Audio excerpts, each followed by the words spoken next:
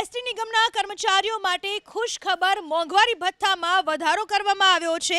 ST નિગમના કર્મચારીઓ માટે એસટી કર્મચારીઓના મોંઘવારી ભથ્થામાં 4% વધારો કરાયો। હવેથી કર્મચારીઓને 46% મુજબ મોંઘવારી ભથ્થું ચૂકવાશે।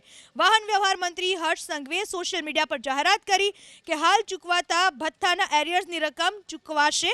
આ નિર્ણય થકી એસટી નિગમના કર્મચારીઓને 125 કરોડથી વધુનો લાભ થશે।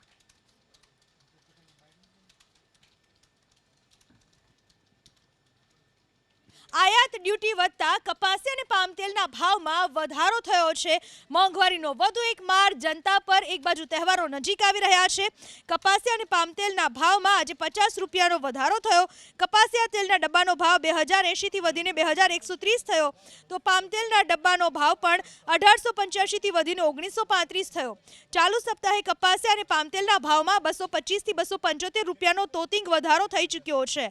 વેપારી અનુસાર આયાતી તેલ પર ડ્યુટી વધારાતા તેલની ખરીદી અટકી ગઈ છે।